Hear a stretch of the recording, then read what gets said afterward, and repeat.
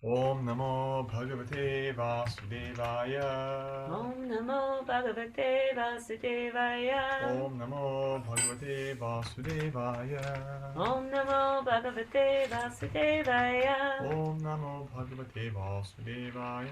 Om Namo Bhagavate Vasudevaya. Narayanam Namaskritya Naram Shaiva Narottamam Deving Saraswatim Vyasam Tato Jayamudiraye Nashte Prayeshva Padreshu Nityam Bhagavata Sevaya Bhagavati Uttama Shloke Bhaktir Bhavati Naishtaki. Srimad Bhagavatam, Canto 1, chapter 8.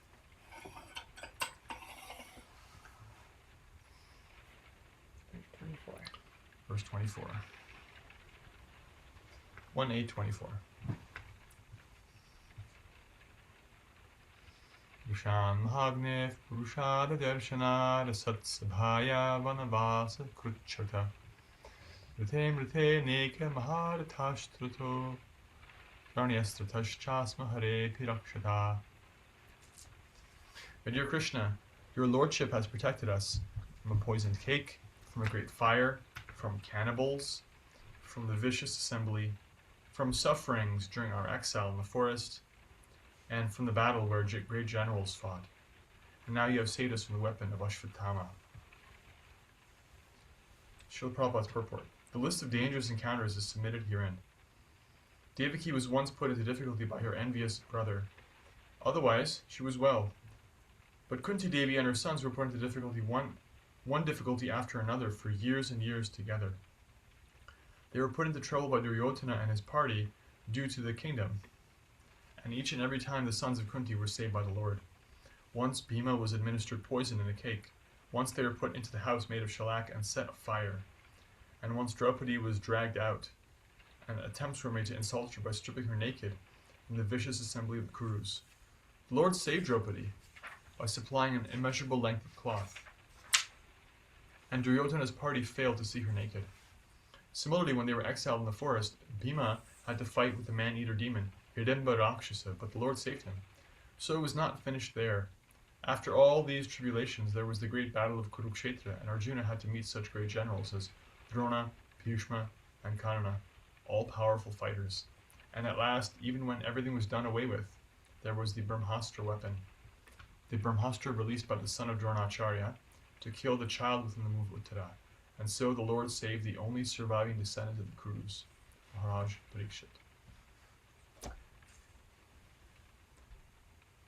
I'm going to read the next verse too. I feel like, I'm feeling called to read the next verse as well. Vivida santita shashvat tatra tatra jagadguru bhavato darshanam yatsyat apunar bhavadarshanam. I wish that all those calamities would happen again and again, so that we could see you again and again. For seeing you means that we will no longer see repeated births and deaths. Purport. Generally, the distressed, the needy, the intelligent, and the inquisitive, who have performed some pious activities, worship or begin to worship the Lord. Others who are thriving on misdeeds only, regardless of status, cannot approach the Supreme due to being misled by the illusory energy. Therefore, for a pious person, if there is some calamity, there is no other alternative than to take shelter of the lotus feet of the Lord. Constantly remembering the lotus feet of the Lord means preparing for liberation from birth and death. Therefore, even though there are so-called calamities, they are welcome because they give us an opportunity to remember the Lord, which means liberation. One who has taken shelter of the lotus feet of the Lord, which are accepted as the most suitable boat for crossing the ocean of nescience, can achieve liberation as easily as one leaps over the holes made by the hoofs of a calf. Such persons are meant to reside in the abode of the Lord, and they have nothing to do with a place where there is danger in every step. This material world is certified by the Lord in the Bhagavad Gita as a dangerous place full of calamities. Less intelligent persons prepare plans to adjust to those calamities without knowing that the nature of this place is itself full of calamities. They have no information of the abode of the Lord, which is full of bliss and without trace of calamity. The duty of the sane person, therefore, is to be undisturbed by worldly calamities, which are sure to happen in all circumstances. Suffering all sorts of unavoidable misfortunes, one should make progress in spiritual realization, because that is the mission of human life. The spirit soul is transcendental to all material calamities. Therefore, the so-called calamities are called false. A man may see a tiger swallowing him in a dream, and he may cry for this calamity. Actually, there is no tiger and there is no suffering. It is simply a case of dreams. In the same way, all calamities of life are said to be dreams. If someone is lucky enough to get in contact with the Lord by devotional service, it is all gain. Contact with the Lord by any one of the 9 devotional services is always a forward point on the path going back to Godhead. Can I have a request? Can you get me my tea? I left it in the room downstairs. Thank you. Please.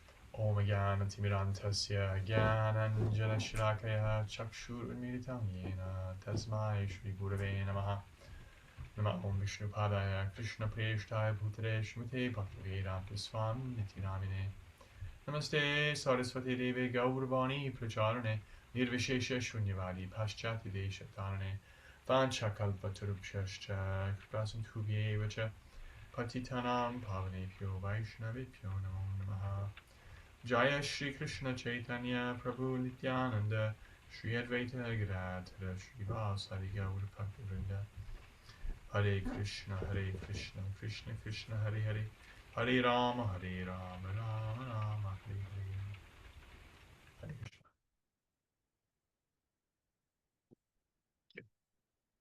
So the reason why I decided to read an extra verse, because the verse I first read, I feel like it pairs really nicely with the verse I read last week. And then I thought about it and I realized that actually they're both in the same meter. And then the meter changes for the next verse. And so I think that actually there's a way in which it's kind of indicated that those 2 verses go together. In other words, last week we talked about how Devaki received special mercy because she was in so much danger throughout her life. And we talked about helplessness and this feeling of helplessness and how it's really beneficial for the devotee to lean into that. And the first verse I read today is kind of elaborating on that because it's talking about the details of Kunti and the Pandavas and what they went through and how the Lord saved them. And the next verse, Vipada Shantusta Shashvat Tatra Tatra Jagadguru Pavato Darshanam Getsyat Punan Pavadarshanam, is quite famous actually, and very deep. I wish that all those calamities would happen again and again. What a statement. So that we would see you again and again. For seeing you means that we will no longer see repeated births and deaths. So on surface level, it appears that Kunti is saying, I like that. I like the suffering. I want more of that. It appears to be like the opposite of what a materialistically inclined person would think is like, we're here to reduce suffering and increase material happiness. And she's saying she wants more of these dangers, but that's not the point. She's not a masochist. And this isn't some like show of austerity, like I'm such a great devotee because I went through all that. It's actually, all she's saying is, we felt your presence so deeply, right? So in the Leela, as I talked about a little bit last week, when Krishna puts his pure devotees into distress, he puts them in a way that he knows that they can handle it because they are such great devotees. And he is using them to make a point. And the point is demonstrated by the activity of the devotee, which is that they spontaneously take shelter, right? It's like the practice of devotional services, it's actually potent enough to do this. It brings out our natural inclination to serve Krishna, our natural attraction to him, right? It's described in the Nectar of Devotion that first we have Vaidhi sadhana, and bhakti is performed in the way of Vaidhi sadhana, which means there's a practice, a sadhana of Vaidhi with rules and regulations, which means I don't feel like waking up early, but I wake up early because it's Friday and it's time for the morning program. And I don't feel like chanting Hare Krishna, or maybe I do, but even if I don't, I chant. It's time to chant. And we create regulation. Actually, we don't really create it. We're receiving that from spiritual guidance. Those who actually have a taste, those who actually are living outside the box of our current framework of, whatever modes of nature we're attracted to. I want to sleep in, or I don't want to chant. I want to sing some other song. I don't want to sing Hare Krishna.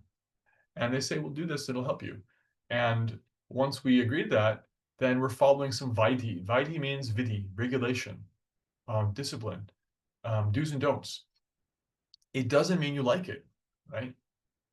Today's Halloween, and kids are going to go out and trick-or-treating, and their parents are going to establish a Vitae. You're not going to eat all that candy tonight in one go. And the kids may or may not agree with that. If they've had some experience with what happens if you try to eat all that candy at once, they may understand it's not a good idea. Or they may think this is the worst idea I've ever heard in my life. Nevertheless, they will accept this. They're fortunate. They'll accept the discipline. And so similarly, that's the beginning stage of bhakti. And after practicing bhakti for some time, one starts to develop a taste, which means that they like doing this. They like the taste of chanting Hare Krishna. And they become spontaneously attracted even a little bit.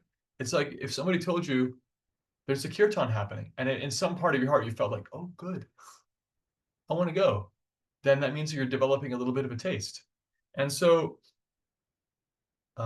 what that means is Krishna is manifesting, right? He's responding to the service, and you're starting to become purified. And so in Kunti's life, what she's saying is,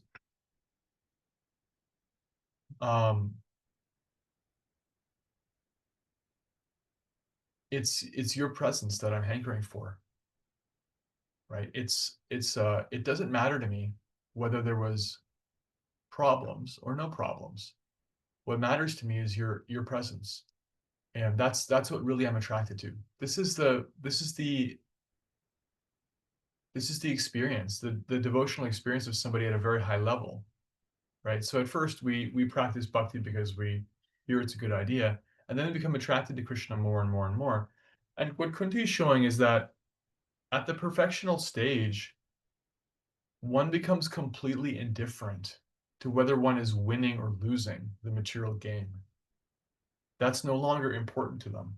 They no longer get any particular satisfaction from that, although they still experience it, right? And this is also a point that should be clarified. Now, Prabhupada says in the purport, a man may see a tiger swallowing him in a dream, and he may cry for this calamity. Actually, there is no tiger, and there's no suffering. It is simply a case of dreams.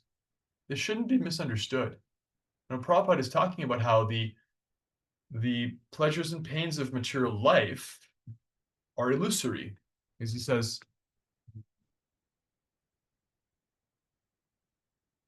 spirit soul is transcendental to all material calamities. Therefore, the so-called calamities are called false, right? Because we're transcendental to these experiences, therefore they're called false. It's not that the experience itself is false.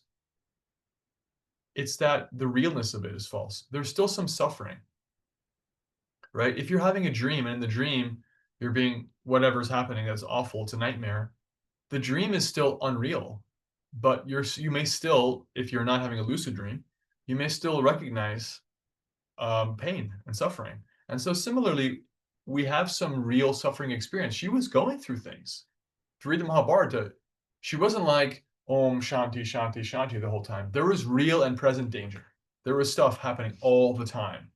And that's life.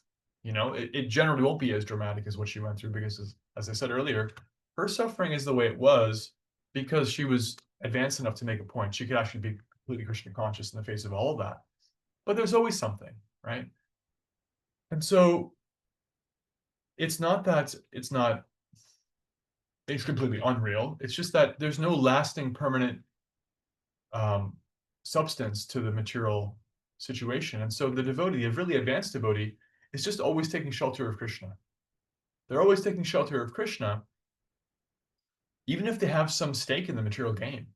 Like she still had to take care of her children, right?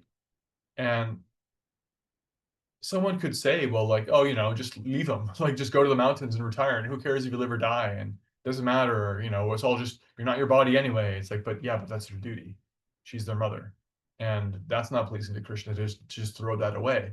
So you have to do your duty, even if your duty means winning sometimes and losing sometimes, and having pleasure sometimes and having pain sometimes. It's also your duty to go through that. Ultimately, while we're here, because otherwise it would be Krishna's instruction to just kill yourself. And he never wants that. He never says that. We're supposed to go through this life, and we're supposed to do our duties while in this life. But as Kunti is showing, we have to take shelter of Krishna. Otherwise, there's an alternative. We don't have to. I mean, there's an alternative. The alternative is what everyone else has been doing, which is to be completely swept away by the winning and losing. and become intoxicated blindly when you are the hero and think, I can't lose, and become lamenting and depressed when you're losing and think, I can't win, and get lost in the currency exchange that is the material world, the gambling table that is the material world, the casino, and forget that there is actually something real beyond that, something that's actually substantial. But Kunti doesn't do that. What Kunti does is she shows us the way, because we could never figure that out on our own. For the materially conditioned soul, there's only winning and losing. There's two things. There's enjoyment, there's suffering. And the most they can come up with, other than trying to create maximum enjoyment, is renounce. Just renounce everything, right? Give up. And we can't come to bhakti on our own. So Kunti is showing us, no, there's another way, that whether you're winning or you're losing, they had both. At this point, they've won. And they had all those challenges. Krishna was always with them in person and in their hearts. And now the battle of Kurukshetra happened. That's mentioned in the verse. The great battle where great generals fought. That's battle of Kurukshetra. They won.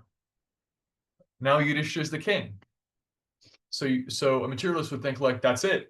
I'm king of the world, literally. And we win. But she's saying, don't leave. Because the context is Krishna was living with them in the city and he's about to leave the city. And she's saying, don't. I actually would rather have all those times come back. I would actually rather have you right beside me and remember you and have you be present than be materially comfortable and forget you. And that's a relatable prayer, actually. That's something we can take into our lives, because we are not in specifically her situation, seeing Krishna face to face the way she did when he was on the planet. However, I know I can relate to the phenomenon of becoming comfortable and becoming winning, winning something, winning at the game of life. You have a windfall, money comes to you, your health is fantastic, you feel like $1 million, you win the race, you win the World Series. If you're 7 years old, you get the greatest candy ever. That's your win. Like, there's always some way you can win. And the thing about that is, that's okay. But it's only okay. It's nothing that actually should be the be all and end all. But the problem is it becomes the be all and end all. It's like, remember that time we won the World Series? Yeah, that was real happiness. Remember that candy I had? And that's not real life. That's not real living. That's a shadow of living. Because whether you want it or not, those wins are going to be there in life. And if you live long enough, you see that. Everybody gets to be the hero at some point. Everybody. Everybody will have a moment where they can do no wrong. And people are looking at them like, wow, look at you. Golden. And everyone will be the absolute loser, goat, villain that can do no right. And people are like avoiding eye contact with you. You're misunderstood. You're a demon. Everything's your fault. You can't win. You're a loser and a bum. And that's just life. And you don't have to aspire for that. You just have to go through it. But you can have Krishna in any situation, win, lose, or draw. You can have Krishna. And that's the point. So here she's winning, but Krishna is about to leave town. So she's saying, I would rather have all those times. That's when I had you most. And this is relatable because we can actually see that when we are accepting the challenge of Krishna consciousness and not sinking into the comfort of our temporary situation, then Krishna truly makes himself present. And sometimes, like I said last week, sometimes that means that we have to suffer a little bit. For the conditioned soul, sometimes suffering is a good thing because it lights a fire into them. But for the advancing soul, they don't need that as much anymore. They're not like drifting into the oblivion of material forgetfulness every time they become comfortable. And they need Krishna to snap them out of it by, like, breaking their toe or something. They're not needing that. It's just that for them, they're spontaneously leaning into the ongoing challenge of being Krishna conscious. Because that's the thing, is that we want to actually call on Krishna. We want to have him present with us. And if we do, he's there. And if we don't, he's kind of there. If we're like going through the motions of our practice, then he's kind of going through the motions of being with us, because it's a relationship. It's not like he's angry at us or he's like, oh, forget you, I'm not talking about devotee anymore. He's not. There's no material ego, but it is reciprocal. And we have the opportunity to call out to Krishna. And so this verse is leaning into that point of calamity may not be calamity, and victory may not be victory. Actually, the real win is having Krishna there. And sometimes you don't know what was good for you until you finish going through it, look back. And so there can be a little bit of that. So although Kunti's a pure devotee, she's saying, actually, I didn't know how good I had it, because that was when you were really present with us. There's a certain way in which, and we're going to talk about this more next week with another incredibly famous verse, maybe my most favorite verse from this chapter. There's a way in which when you're really suffering, you can actually recognize Krishna more clearly as your dearmost object. And so to kind of go full circle and connect to what I said a little bit last week, the advancing devotee, without becoming a masochist and calling on suffering for themselves, well, Krishna, good morning, please let me, shatter my collarbone today, and I would like to contract a painful disease, and I want to, it's like not like that's crazy. It's not about that. Without coming to do that, the advancing devotee just recognizes their existential condition, which is one of need. Spiritually, we actually need Krishna. Material need can mirror that, it can echo that. There can be a way in which we're reminded temporarily that we need Krishna, which is why Prabhupada says, generally the distressed, the needy, etc., etc., the intelligent and inquisitive will worship Krishna or begin to worship Krishna, because somebody who's needy or distressed has an immediate motivation to do that. But that's just an echo or a mirror of our existential situation. We are always needing Krishna. Unlike a situation of need in the material world, like if I told you I need food, I really need food, you would think I'm suffering, right? Because that's material existence. In Krishna consciousness, the more we lean into our need, the more we're hungry for Krishna, the more we feel satisfied. What a wild thing. Imagine if whenever you're hungry, you're just like, your whole process was just lean into the hunger and you'll feel satisfied. You know? Oh, I'm hungry. Oh, great. I'm so happy for you. I want to be hungry too, so I can really enjoy food. Only in spiritual consciousness can you have that, where you're fully leaning into, I need you, Krishna. And in that leaning, in that needing, you feel so full of him. If you're starving and you ask for food and you don't get it, you're just starving more. But if you lean into like, Krishna, I need you, I'm never going to be complete without you. It doesn't matter whether I win or lose. It doesn't matter whether I get a full bag tonight at trick-or-treating or not. It doesn't matter what happens at the World Series. It doesn't matter if my toe gets better. It doesn't matter if it stops raining. I just always want you. If we lean into that, then we win. Then we're actually with Krishna. And that's an ever-present choice. That's always available. That's transcendental to the comings and goings, right? It's going to stop raining. Later it's going to be sunny. Then later it's going to rain. Then it's going to snow. That's just life. There are seasons. Things happen. It's actually kind of boring in a way. In a way, it's like from a top-down perspective, it's just business as usual. There's different seasons that come and go. Karma is happening. The modes of nature are shifting, et cetera, et cetera. Where the real juice is remembering, yeah, but I actually have a privileged relationship with an eternally beautiful person, and he's always interesting and fresh, and he's never the same thing, and I can't figure him out. It's not like I can have that anywhere else. And so, Krishna, show up, please. Like, what's going to happen this time? How are you going to show up in my life this time? And that's the ongoing adventure of the devotee. And Kunti is showing the lives of the devotees, when they look back on their lives in devotional service, they see Krishna, right? They see him, how he was carrying them in their suffering, how he was there in their comfort, and that's beautiful. In Lord Chaitanya's Leela, I mentioned this before in another class, when at first Lord Chaitanya didn't out himself as Krishna. Because he's playing the role of a devotee, and his primarily he didn't do that. He's just showing that he's a devotee. He's not saying, look at me, I'm God, because that would be problematic. It's called Yuga. People would be like, oh, good, I'll do that too. I'll say I'm God.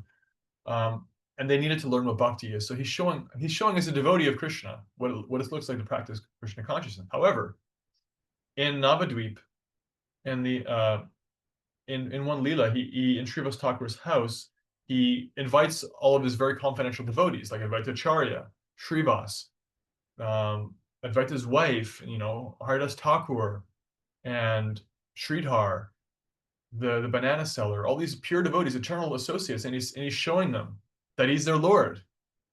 And one devotee comes and Lord Chaitanya says, "Do you remember that time when you were being pursued by the Muslim invaders, and you and your wife and children, and they were going to violate your wife, and they were going to kill you, and you thought, I should just jump in the Ganges and die. We just die right now." And then out of the mist at the bank of the Ganges, there came a boatman. That was me. I took you across the river. I did that. And the devotee starts crying and remembering how the Lord was there for him. And so the advancing devotee, as Kunti is showing, doesn't have to have Krishna face to face. They'll be able to see, looking back, oh my God, Krishna, you were there. You were there the whole time.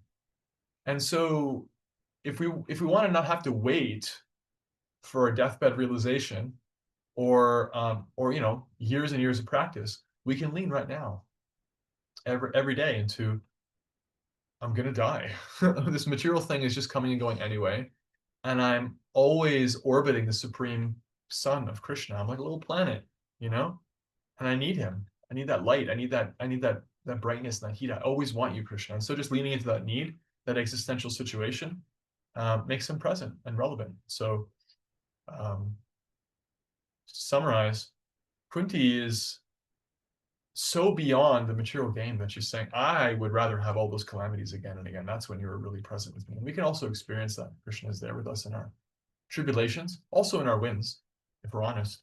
But to the extent that we're conditioned, we become forgetful and comfortable and distracted by winning. And so we want to practice leaning into our bhakti so that we can develop a taste for Krishna's presence and feel it more and more. And then we'll become indifferent to the stuff that's happening externally. We'll still notice it. Oh, it's raining. That's nice. But Prabhupada says, for a Krishna conscious person, leaving your body, for example, he says Krishna consciousness, death is like an intoxicated person dropping their coat. At some point, they look around, they're like, oh, what happened? I guess I must have dropped it. Oh, whatever. Like when you're completely intoxicated, you do things and you forget about it. Similarly, he says, somebody who's completely intoxicated with Krishna, they'll just drop their body one day. And then it's like, oh, there it goes. All right. Whatever. Mhm. And so that's a great place to be, because you can still function in the world. You can still recognize things are happening and deal with them, but you're still very much present with your immediate relationship with Krishna. And you're acting in practical ways. Maybe my relationship with Krishna demands that I put on an umbrella or a raincoat because it's raining. Maybe my relationship with Krishna means taking care of other people or managing money. It's all right, but I'm with Krishna. I'm not in the winds and mosses. So, Om Tat Sat, Hare Krishna. Let's take some comments and questions and reflections on this astonishing verse. I wish that all those calamities would happen again and again. What a wild statement. Mhm. And there's a lot in that. Hopefully we made a cogent presentation. We'll talk more about it next week. Principle extended too. Stay tuned. My favorite verse of the chapter. What did you hear that stuck out for you?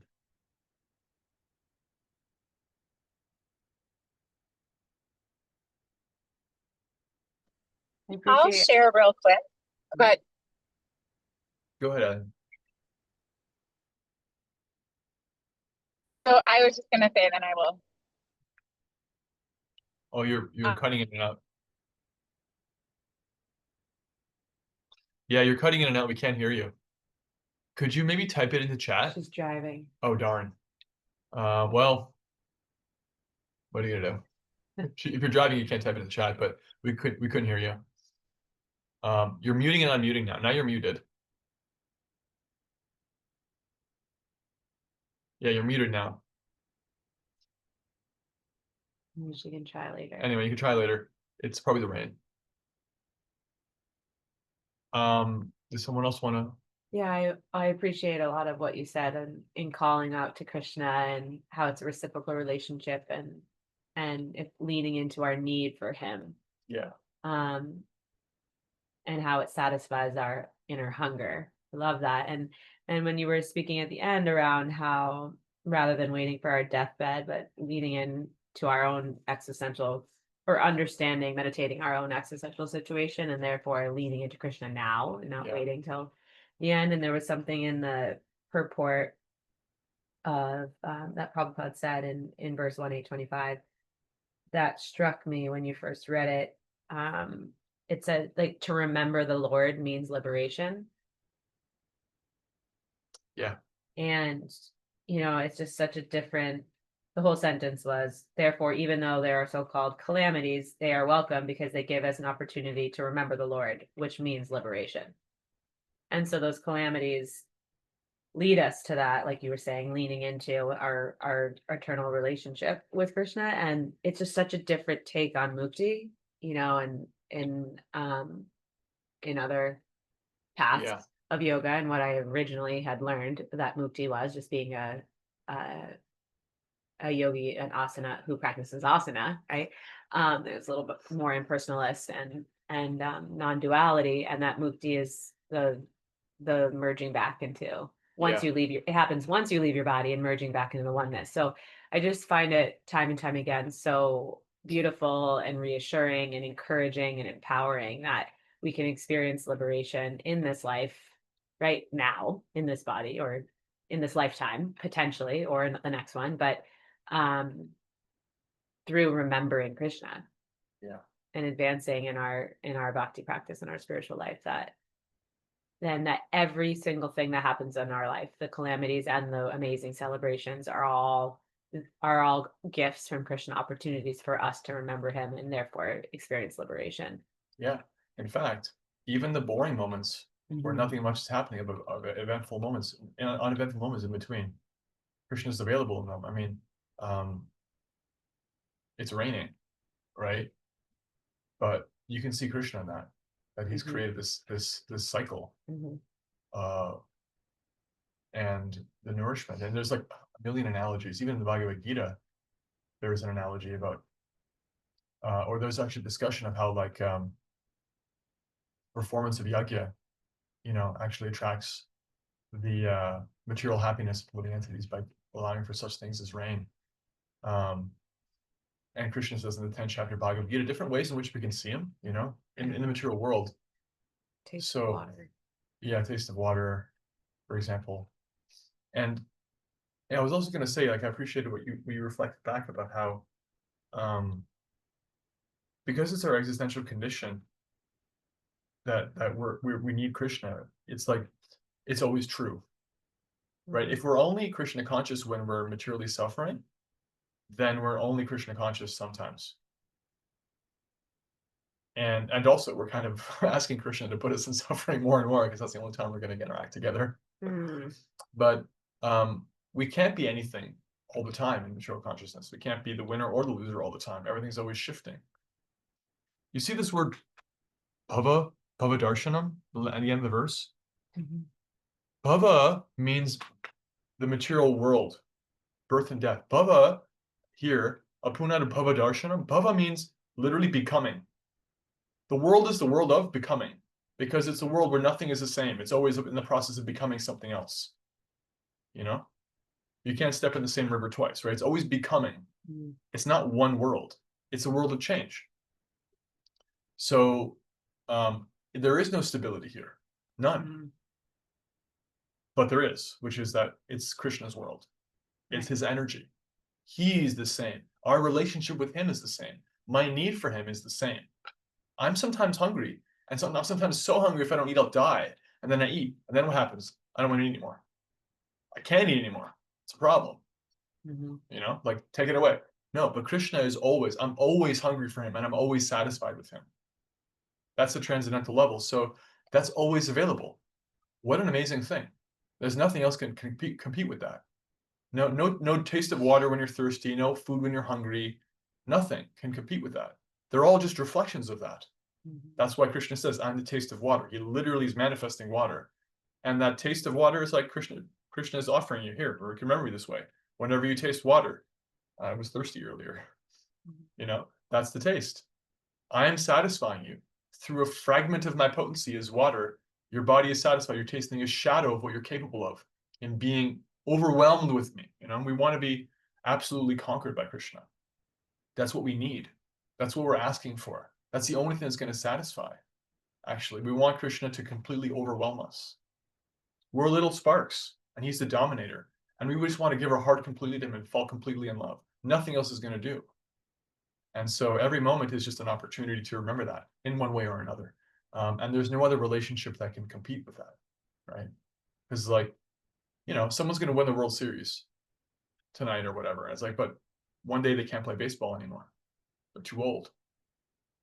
Someone's going to come home and then be like, oh, candy, and eat it, and they can be full. Right? The seasons turn. But there's always Krishna. That's what I was hearing in your reflection. All right. Any more comments, questions, reflections? I'd like to reflect. In those chapters, hearing the thankfulness for the suffering, I'd rather take the suffering if it means you stay close to me, Krishna. It's interesting when just from my own journey,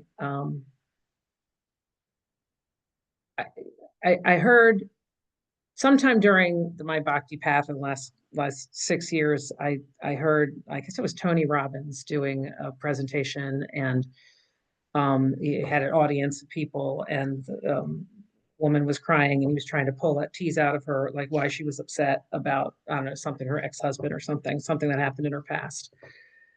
And he kind of drew it out of her that some gratefulness for what she'd been through, because it got her to where she is right now. And I feel that way in terms of my own, journey, is that, Krishna was there the whole time, and maybe Krishna was trying to say, hello, hello, hello, and through all of those things until it really got my attention. And, now that I recognized Krishna as such an important part in my life, yes, I will call out to him when I'm suffering, but not just then. So it's like I needed to go through several rounds of this before I realized what I needed to remember, and who, his presence in my life. And as I went through my healing journey and, work with Kishori and all those kinds of things, I looked back through the timeline of my life and said, oh, okay, each of those times Krishna was there, because I could have been killed by this situation, or I could have been dead by this situation. I should have been, something could have easily happened on that highway. Things that happened in my life, Krishna was always there. But until I went through the cumulative amount of suffering to recognize him, then I started to be thankful and grateful for the things that have happened to me. And I know that sounds crazy when you're just going through it, but I look back now, and I've healed to a point where I'm not angry or upset about anything that happened to me. I'm actually grateful because it put me where I am right here, right now. And now that I'm here and I understand that Krishna's, who he is and what he is, I will also remember him during the good times as well, more easily, if that makes sense. It does. And kind of implicit in your reflection, thank you, is that there's like an invitation here from Krishna to accept the lesson in any situation, which again is in the japa affirmations this morning. Always classic Mahaprabhu, ahead of the game. He was talking about how the affirmation was, I'm always seeking to improve my japa and reflect on how is it, and how's it going, how can I make it better. And he said something beautiful about how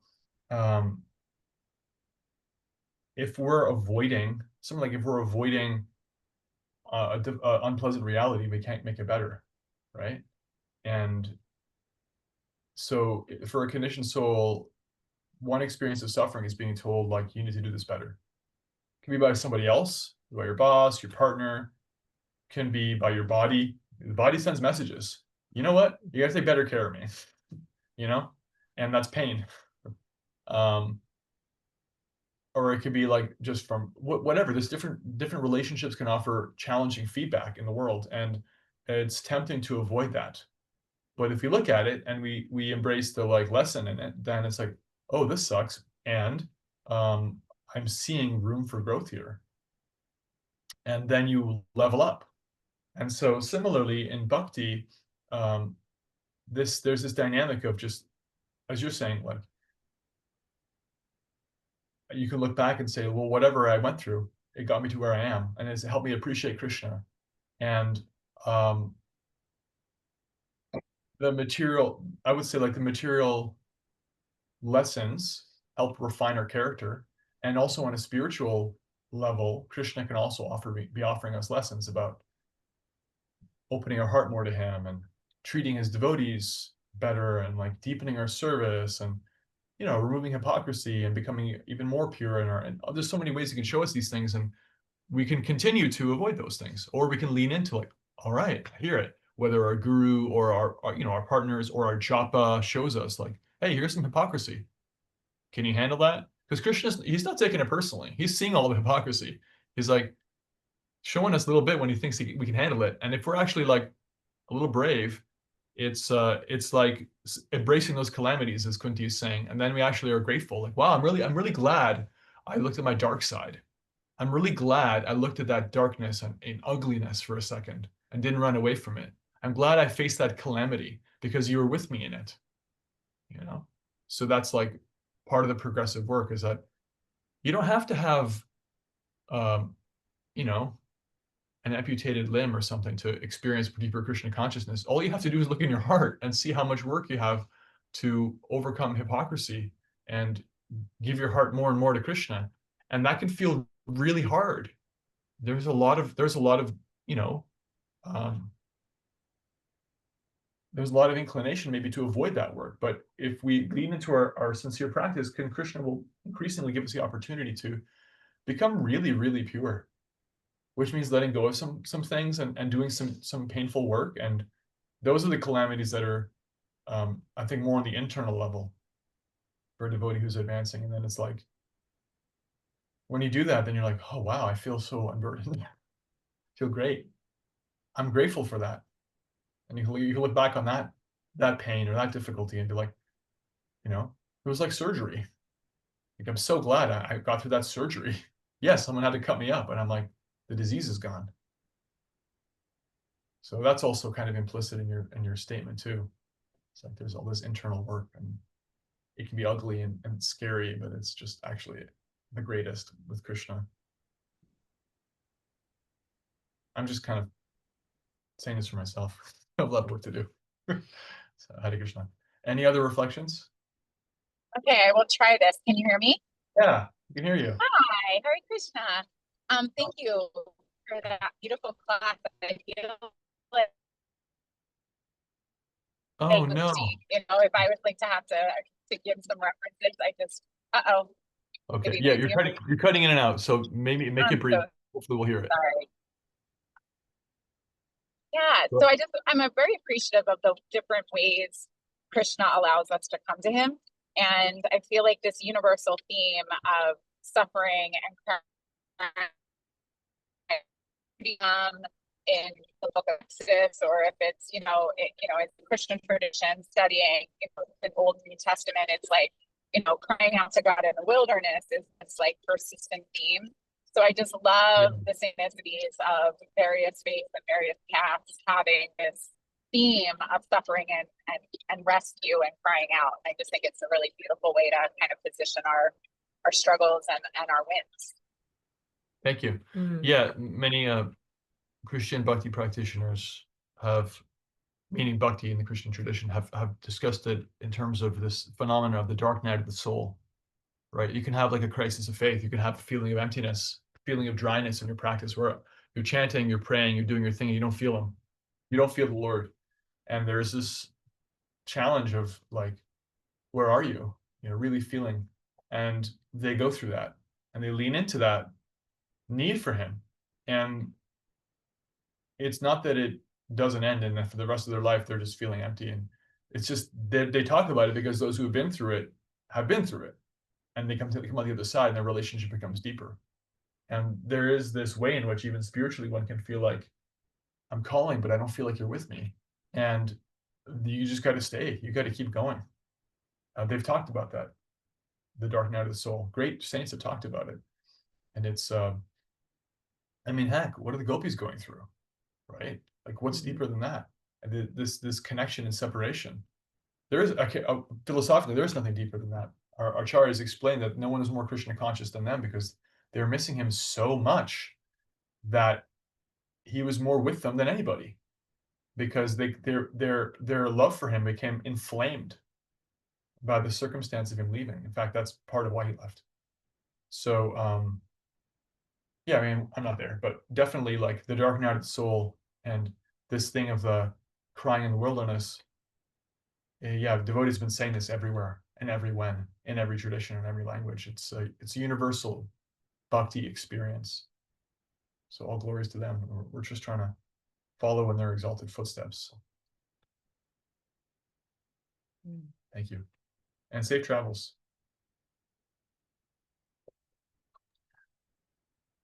Nancy. I was just going to add that it reminded me that of verse 1837, that if indeed I am getting closer and closer to Krishna, what I thought was poison at one point really becomes nectar, so that what I believe is a calamity, what I believe is something it's so difficult to overcome, is I realize if I putting my heart and my soul and my thoughts into Krishna's hands and getting that help and having a companion to take me through things, they're not calamities anymore. They're just things that I am working through. And I certainly have had times where, as Tanya mentioned, that and as Eileen, that dark night of the soul, or that crying out, and things that have been so hard for me that I have, literally been laying in the fetal position, begging God help me. But there are other times that I'll think, oh, this is just so hard, when in fact, really, it's me putting my material limitations on what's good, what's bad, or whatever, and I'm making it harder for myself, almost, if that makes sense. Yeah. So Thank you. Yeah. In Krishna consciousness, there's no clear pattern. So sometimes can be something can be very sweet in the beginning and also sweet in the end. It's always sweet in the end, but depending on our conditioning, we may find it sweet in the beginning or not, because Krishna can actually extend his mercy even more to somebody who doesn't have any taste. Sometimes in the beginning of our practice, we get special mercy. It's not uncommon that we're like, whoa, there's some magic in this. And it's like, well, who am I to experience that? I'm a total rookie. But Krishna is really kind and he keeps you in the game. Yeah, I'm reminded of in the 5th chapter, this purport. The 5th chapter, this purport. Where is it? 17? Nope. Yeah, 19. My dear Vyasa, Narada is saying, even though a devotee of Lord Krishna sometimes falls down somehow or other, they do not undergo material existence like others, because a person who has once relished the taste of the lotus feet of the Lord can do nothing but remember that ecstasy again and again. Why did I go with that? Because it sticks with you. It can feel, it's not only that it's like, it can be challenging at first, but it gets deeper and deeper and better and better. But the taste of Krishna consciousness is qualitatively so great that it's unforgettable. I mean, Kunti's like, the level of winning she has right now is unfathomable. She's the queen of the world. She has everything, and she only wants Krishna. Why? Because the quality of what it feels like to be with Krishna is so great that it doesn't matter whether she's winning or losing. So you can't forget Krishna. You can't forget the taste. Even if you have it one time, the taste of serving Krishna is unforgettable. All right, I think yeah. Jai. Okay, Srila Prabhupada ki jai. Srimad Bhagavatam ki jai. Shri Kartik Ki Jai. And tomorrow we're going to have a 12-hour kirtan Ki Jai on Ekadashi. Jai. Now let's offer our respectful obeisances unto all the Vaishnava devotees of the Lord who just desire this. They can fulfill the desires of everyone and are full of compassion for the fallen conditioned souls. Jai Vanchakalpati Patitanam Bhavanipyo Vaishnava Namo Namaha Kodi Vaishnava Ki Jai. Thanks everyone. Oh, something in chat. Let's see.